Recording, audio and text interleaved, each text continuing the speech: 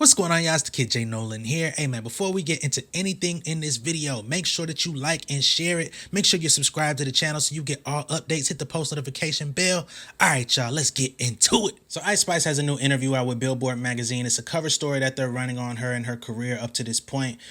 In the interview, they're talking to Ice Spice about her growth as an artist, coming into all of this stardom that she's experiencing, how she's had to adjust, how she released her first song in 2021 ever. And within about a year and a half, she's already one of the top artists in the game, one of the most in-demand artists at that. In the interview, they also speak to her manager, which I'm definitely going to break down some things that he mentioned in the interview because they're very key, because the topic of conversation, as you saw in the title of this video, is that Ice Spice owns her masters and her publishing, even though she's in a deal with 10K/Capitol Records, and of course she has that partnership with Nicki Minaj. We're gonna break this down according to what her manager said in the interview, try to make some sense of how all of this works. And for all the Ice Spice fans out there, the Spice Cabinet and all the Munchkins, just give you a little bit of additional insight into your favorite artist, which who would be mad at that? As I mentioned before, she put her first song out in 2021, and they talked about this in the interview. They're basically reflecting on the Bust It challenge that put her on the map because it went viral. So she says, "It was so funny. I was already working on my first song ever that I was recording. I had already wrote little raps and stuff before that, but it took me a lot to get to recording. I was halfway done with it when I did the Bust It challenge. When I saw it was going so viral, I was like, damn, imagine that was my song I was twerking to.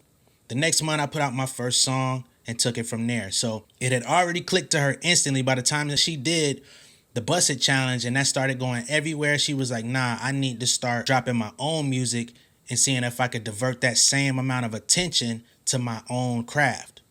Very smart. Especially when, of course, people are tuning in for the twerking and the entertainment value more so than the actual rapping. So it's like, shit, I could just twerk to my own records. I mean, that is one of the advantages that women have in the marketplace. It's not as much of an easy sell for men to try to sell sex with their music. It just doesn't equate the same way. So they say in March 2021, Ice Spice dropped her Sharp Tongue single, Bully Freestyle, which was produced by Riot USA, which was the producer that she met at college at Sunny out there in New York.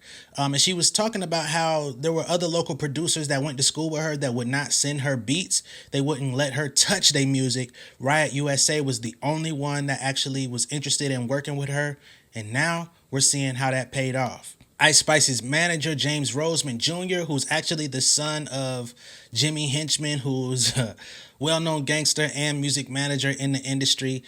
He's currently incarcerated, I think serving like a life sentence or something like that. But the son of Jimmy Henchman, he met Ice Spice in March of 2022. And he happened to meet her because he was working with this producer by the name of Diablo, who he actually manages as well now. So he's managing Ice Spice, he's managing Diablo, and he's also managing Riot, the producer who made Ice Spice's first song. They're all in business together at this point. Roseman said that he's learned in this past year that it's not just about managing an artist and developing them, but also protecting them. And the protection element is really the big thing that I want to talk about in this video, because that is actually what led to her having this ownership over her music in such an early stage. And I don't even think this is something that she was really asking for or looking for. It took for her manager to actually request these things when it came to the label meetings for it to become a topic of conversation, because Ice Spice really doesn't know the business. At the time when she was generating some buzz for herself, labels were already beginning to approach her. Basically, Roseman had to step in and let people know that we're not taking no production deals, we're not taking no 360 deals, we're not taking anything that's not actually going to be beneficial to the artist and the business that we're intending to build. So y'all either going to have to come again with these offers, or we're just going to have to go field other offers from other potential partners. And that's exactly what they did at the time. So Ice Spice and Riot got in the studio and they basically decided to craft a new sound. Of course, they were watching what was going on in New York and in the Bronx with the whole drill scene, the New York drill scene. They saw Pop Smoke and 504 and all of these different people that were popping off. And they wanted to make their own version of that. So they decided to start sampling EDM music and different obscure samples to kind of give their music a softer twist on that sound, which is why so many people started to gravitate to what she was doing, because the guys out there were coming from this really hard element, this hard, rugged street element, and she went with a more softer approach. So they decided to sample Zedd and Fox's song called Clarity on the song No Clarity, right? And even though Ice Spice and Riot did not get the sample cleared, somehow they ended up linking with Zedd, and Zedd actually brought her out to perform at a festival where she was basically introduced to the big stage for the first time. And of course, while so many people focus on Jimmy Henchman for the negativity that surrounded him throughout his life and career, his son actually was paying attention to his intuitiveness in dealing with labels, being able to create good deals for his artists. So he says, I was privy to a lot of his deal making, and me being a sponge allowed me to soak up what contracts look like and how to approach labels. Before labels began approaching Ice, he advised her, let's do it ourselves first. With that being his understanding, they decided to forego signing to any label, and then that's when they released Munch independently and Bikini Bottom. So those records were all prior to actually having a deal inked or announcing that they were signed or anything like that. They decided to go their own route and build up her buzz even more, which ultimately paid off the biggest dividend in the end. For all of my music entrepreneurs out there, you're probably saying, well, how did they get from A to Z? How did they actually go from going in the studio, creating these songs, to actually having the funds and the outlets and the opportunities to maximize their efforts with these singles, right? Got you covered. In the interview, it also states that Roseman tapped in with Create Music Group for distribution. A lot of people don't really know who Create Music Group is, but they're actually a company that's been around for quite some time. They were the first music company to actually put out their own version of a credit card, which would basically advance artists up to $10,000, $20,000, $50,000 on their credit. In order to invest in themselves in their career, you have to do like a deal with Create Music Group in order to get this. But he took Ice Spice to Create Music Group. Create Music Group also is partnered with World Star. They're partnered with Genius, and they're partnered with Dat Piff. So in doing business with Create Music Group, he leveraged the fact like, hey, y'all got these different companies and entities under y'all. How can we gain access to them by working with you guys? So he says, so my thing was, here's this record, here's the vision, he explains. From there, Rosemont made sure those branches executed the vision. World Star Hip Hop premiered Ice's music videos on their YouTube channel, while Genius had her perform Munch on its open mic series. We was able to be very strategic with it, and it worked. So then,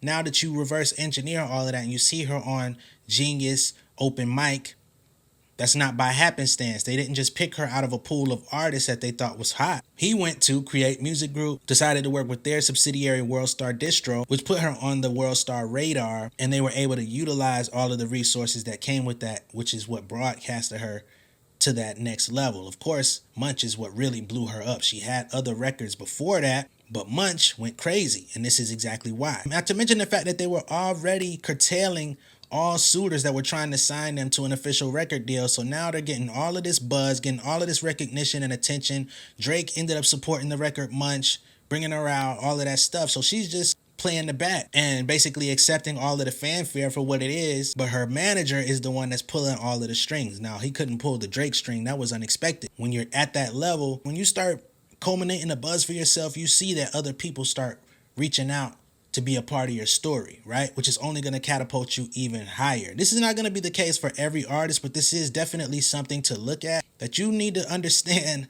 how to utilize your resources, right? I tell everybody, before you say you're going to quit music, you need to exhaust all possible avenues, right? I don't care if you got $20 to your name. If you spend 10, what can you put that towards to elevate your career? It doesn't sound like much, right? But maybe that $10 could go towards getting into an open mic where you meet somebody that's willing to help you. Maybe you recognize somebody at a lounge and you decide to buy them a drink to open up a conversation and tell them who you are. And that could be the way that you get in. There's so many different things that artists don't think about, because a lot of times we're operating off of a selfish standpoint. We're only looking at what we're able to do for ourselves and what people can do for us, that we kind of overlook the humanistic experience of, well, if I just show up with a willingness to help somebody else or be of service to somebody else, or just come in from a genuine standpoint of not what can you do for me, but here's who I am, I would love to know who you are, you might see different doors actually open up for yourself. So now when they decided to spin the block and actually start talking to labels again, now that she got 2 hit singles under her belt, they come back with a list of demands. Here they go. It says, to help him and Ice navigate the ensuing label bidding war and emerge with the friendliest possible terms, including owning her masters and publishing, Rosemond hired his high school acquaintance, Leon Moravia, an attorney from the newly merged powerhouse firm Mark Music and Media Law PC, which represents established acts from Billie Eilish, Guns N' Roses, and more. So when he and Ice arrived at a dinner meeting with 10K and Capital at Nobu Malibu last summer, we weren't freestyling it. We had that vision walking in. So they weren't coming in saying, okay, let's do anything y'all want to do. They already knew what they wanted to hear. They already knew what needed to be presented on paper.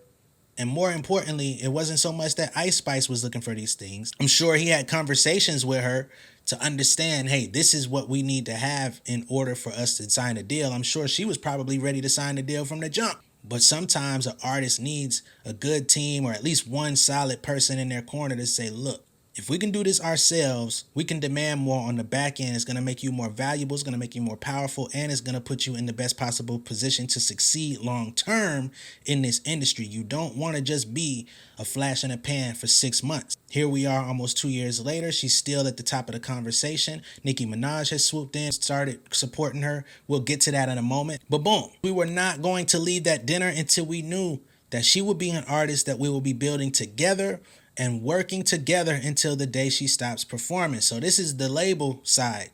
Like, hey, we're going to do whatever it takes to support and be a part of her business and be a part of what she's doing. So on both sides of the fence, you had Rosemond working on her behalf, and then you had the label that was willing to acquiesce and make transitions in their paperwork because they wanted her. This is kind of like the perfect storm. Again, this will not be everybody's story. After Moravia made sure that the most important terms were in her favor, Ice inked her deal with 10K and Capital, which immediately began assisting in the promotion of singles to radio and clearing samples like Diddy's I Need a Girl Part 2 on Gangsta Boo, which was released in January. But Ice had secured assurances that her creative autonomy would remain intact. Okay, this is another key piece. He says, no one on the label side touches the music. There is no traditional A&R with her. No one's picking the beats. No one's saying do this or do that. She doesn't have an A&R over there at Capitol that's putting her in the studio with XYZ producer.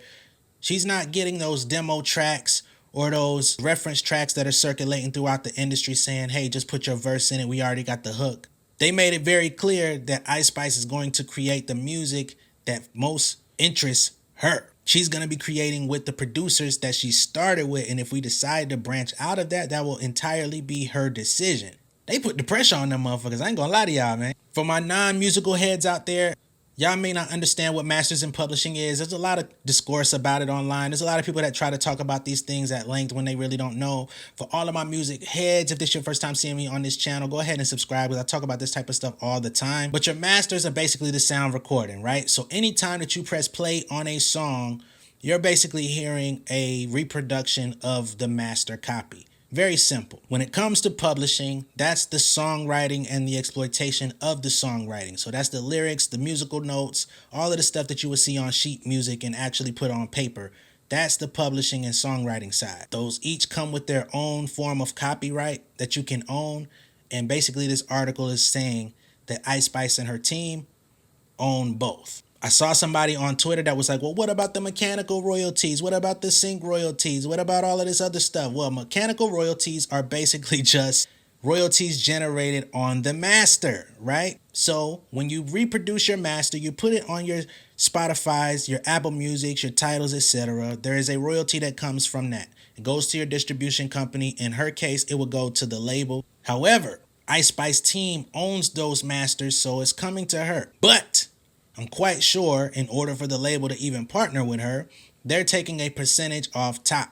The simplest way to think about this is Debo and Red when it came to the bike. It's kind of like both of ours. We just keep it at my house, right? Let's think of it that way. So Ice Spice owns the music, but the company still has to make sure everything is coming in, make sure everything is accounted for so that she can get her cut I don't know if they have an 80-20 split. I don't know if it's a 50-50 split. It could be a licensing deal where the company just has the rights to exploit the music for a percentage. All of that type of stuff still is going to go through the label because Ice Spice and her limited team, they're not going to have the firepower for accounting, you know what I'm saying, to be like Ice Spice going to get her cut first and then they're going to pay the label. That's not how it's going to work. The label is going to facilitate all of that happening. And they may only have a deal for 3 albums, 4 albums. They may have a first right of refusal type of thing to say, if we don't want to keep you, you can go. But if we decide to keep you, we have the first right to say we're keeping you and offer you a renegotiation.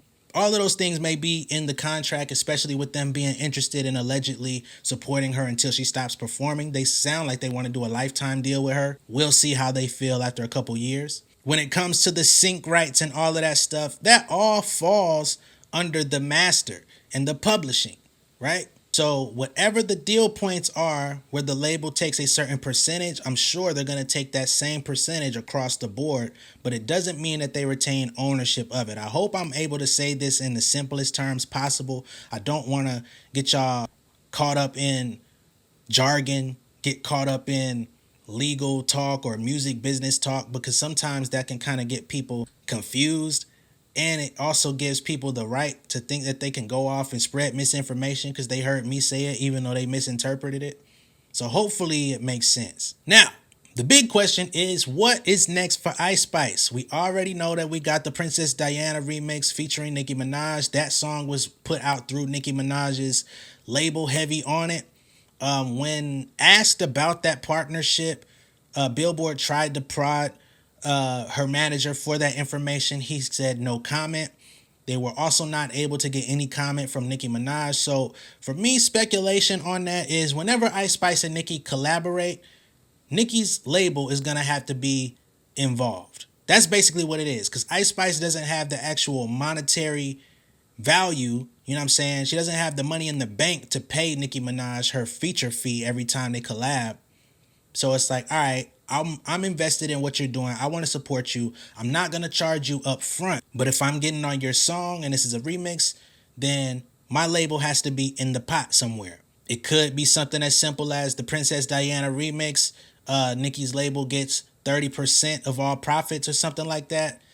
I don't think it would be anything more than that. It could be a 50-50 thing on that one. You know what I mean? Because it's just a one-off collab. And I kind of look at this as like a shoe deal for an athlete. When you do a shoe deal and you sign with Nike, Nike doesn't take none of your money from your NBA contract, right? You go and sign with a team, you get $20 million for 2 years, and then you do a contract with Nike where they sign you to a 8-year contract and give you $100 million. This is just figures I'm throwing around. This would have to be a really dope star in the NBA. But Nike don't take none of your money out of your actual basketball checks. They only get paid off of you working with them. You know what I'm saying? They pay you the money and you work for them. You know what I mean? You're going to do the billboards. You're going to do commercials. When they call you and say that you need to be here to meet with a group of kids, you're going to show your ass up. When it comes to going to Nike summer camps and stuff like that, you're going to show your ass up. When it comes time to pick your shoe that you're going to wear throughout the season, you know what I mean? Whatever it is, you're going to be wearing Nike all season. You're going to keep wearing that up until they decide to give you a signature shoe, if they ever do. But they're paying you for brand loyalty, right? But they don't take none of your actual NBA contract. I feel like that's the same deal with Nicki Minaj and Ice Spice. I'm not trying to take no money off of your actual deal. But when we work together, it's a Nicki Minaj, Ice Spice thing. So Nicki Minaj and Ice Spice need to be making some money together. Pure speculation, but it's the only way that it makes sense because they didn't comment on this to say that this was an actual record deal. It's just a partnership. And when you look at Ice Spice's other music, you don't see Nicki's label part of that.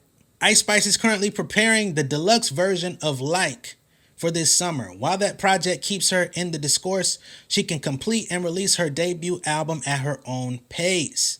But Ice and Riot USA are manifesting even bigger things ahead. She says, I just want more accolades. I want us to put out more music. One thing you do know up front, the Like Deluxe version is coming this summer, so there's probably going to be some more new songs on there to round it out as a complete album. Then by the time we get into the fall or winter time, there may be a late release sometime around August, September, November. If not, probably top of next year, most likely 2024. If they're gonna do a deluxe this year, they probably not gonna follow it up with an album. But for the deluxe, she may end up touring even more or doing spot dates and festivals. She also talked in an interview about getting her stamina up on stage, adjusting to being on these bigger stages with these pyro and all of these all this fire and smoke that's shooting up. Is basically interfering with her breathing patterns, which is why she doesn't look like a very good performer across stage. I'm glad that she acknowledged that. And she says that she's hitting the gym and that she's trying to get her breath control up to where she can improve as a performer. That's something that's very critical. A lot of artists nowadays are not good with taking critique and accepting fault on their own end. So I do think that that's an area that she can grow in, and she acknowledges that. And that may also help facilitate her longevity in the industry. At this point, I've said everything that I wanted to say about this. Now it's up to you. Okay, let me know how y'all feel about this information down below in the comments. Be sure to like and share this video. And if this is your first time seeing me on YouTube, go ahead and hit that subscribe button. Hit the post notification bell for all updates. And I will see y'all on the next one. All right, much love and respect. Peace. Beautiful people, thank you for tuning in. I hope that you enjoyed the content. Make sure that you're liking and sharing these videos. Make sure that you're subscribed to the channel. Hit the post notification bell so you get all updates for all of my artists, my artist managers, songwriters, producers, etc. If you need a little bit of extra help with your career, man, make sure that you visit pengameelite.com, okay? That's my website and my community for all upcoming rising music creators. I got 2 books on there, the Pen Game Portfolio Volume 1 and 2. They're going to give you a lot of insights into the music industry, how to monetize your career, how I make my money off of music, because I am a full-time artist outside of doing YouTube videos. If you need some direct help, you can also book a consultation with me on the Pen Game Elite website.